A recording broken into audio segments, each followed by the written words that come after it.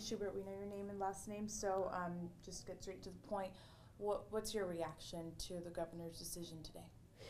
I would say the word I've used today is disgraceful. It's disgraceful to victims of crime. I mean, this battle's been fought for many years, and time again, Californians have said, we want it to work.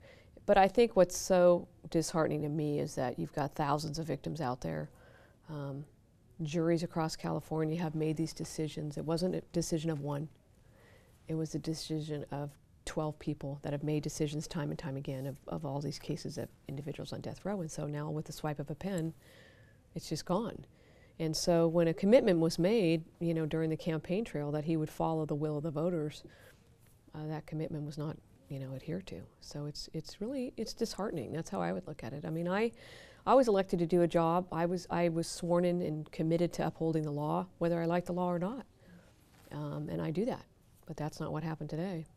What have the conversations been like with some of the victims that you've spoken to who had their loved ones killed by someone who got the death sentence? What are you telling them? I'm sorry. That's about all you can say. I mean, tears, anger, outrage, disgust are the ways that I would describe some of the reactions. I mean, you've got people, you cannot have an honest debate about the death penalty unless you talk about the facts of these crimes, because that's what got them there. And so when you talk to someone like Sandy Friend, whose little boy, 8 years old, 63 pounds, is walking home from school and gets kidnapped, horribly sexually assaulted, and tortured for 10 hours by a serial sex offender, who then goes on to kill another teenager, you cannot have that conversation about that without talking about the facts. So when you talk to someone like that, who hasn't slept in 23 years now, or Phyllis Loya, whose son was a police officer and a Marine veteran, I mean, what do you say to that? They fought for justice for years. They've gone up and down the state to try to raise money, to try to get their voices heard. And all of a sudden, again, one person decides that the justice that was delivered by juries is not the justice that he's going to give. And moving forward, what impact does this decision have on your office, on the work that you're doing? Well, the first thing is important is that, the law right now is that there is a death penalty. And so there's nothing that Governor Newsom can do to tell me or another elected DA that we can't seek it. But we still have to, obviously now, if he's going to say I'm not going to impose it while I'm the governor, whether that's 4 years or 8 years, we'll have the internal conversations, because we obviously have a few cases.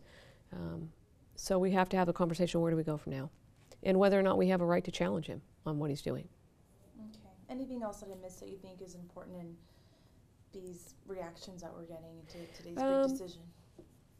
I think the most important thing is that, he left behind the victims. And he had a conversation yesterday with Mark Glass. Mark Glass's daughter was killed 25, 26 years ago.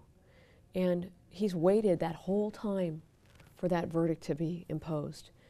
And he gives him less than 24 hours notice that it's all taken away. I find it I guess the word is disheartening. But Mark is one of thousands of people that have waited for that. And he had that conversation with one. And that's disturbing, very disturbing, because, you need to understand the facts of these crimes to understand why the juries rendered those verdicts. So, disappointing, very disappointing.